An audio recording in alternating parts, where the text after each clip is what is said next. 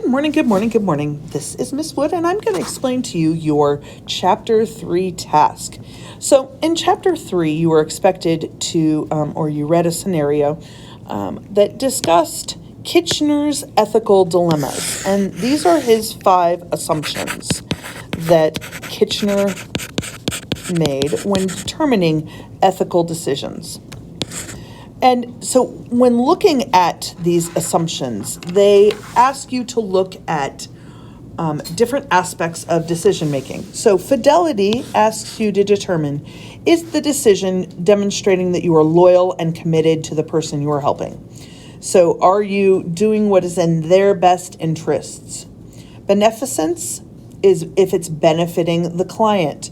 Is the choice that you're making actually to benefit somebody else, or is it to benefit yourself? And if it's to benefit somebody else, then it would, or the client, then it would be an ethical decision. If it is not benefiting the client and it's benefiting yourself, that would be an unethical decision. There's non-malfeasance, which is to do no harm, meaning, hey, are you really hurting somebody? And remember, you've got to keep in mind both physical as well as emotional harm. Then we're talking about autonomy. Autonomy is someone's ability to have free will. So when making this decision, are you limiting someone's ability to make the choice for themselves? And then the final thing would be justice. And justice asks you to look at someone's respect and dignity. So in the text for Chapter 3, there was a story about Kate. And Kate was trying to help someone. She was like a counselor for adoptions. And her client was a 16-year-old young lady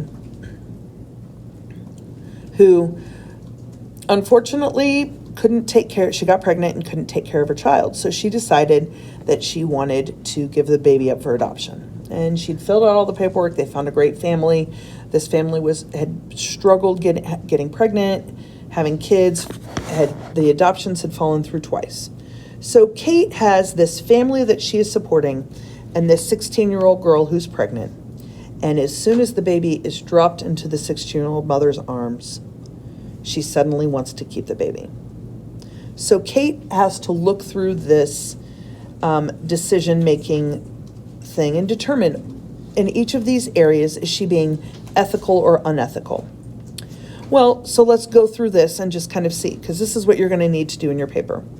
So when we're talking about fidelity, was she being loyal and committed? Well, you could say yes, she was being committed to the family that wanted to adopt it, but no, she wasn't being loyal and committed to the mother. So I would say this is a 50-50 split, probably less loyal and committed, because she actually hurts the mother's feelings in telling her that she will never be able to take care of the child. So I would say she was being unethical in this determination in terms of fidelity. Benefiting the client. Well, in her best mind, she probably is trying to benefit the client. She's trying to make sure that the baby gets the best home, that the 16-year-old is not going to be able to do it and should be putting her efforts towards graduating from high school. So in her mind, she can say that yes, she is being beneficence. Doing no harm. Well, know that this is going to be an unethical situation because she emotionally harms Kate. She hurts her in the attempt to try and get her to make this decision. Autonomy, is she giving someone the free will to make a choice? Well, if she had given the young lady the free will to make her decision, she wouldn't have to have coerced her, insulted her, convinced her to give up the baby for adoption. So was she giving them her free will? No, that would be an unethical choice. And then justice, is she showing respect and dignity? No. So if we were looking at Kate's decision-making skills, she made an unethical decision because 4 out of the 5 assumptions, she was unethical, and in her decision, she was being ethical. This is the task that you need to accomplish in the paper. So go to Canvas. It is Chapter 3 application, and you are going to be given a scenario.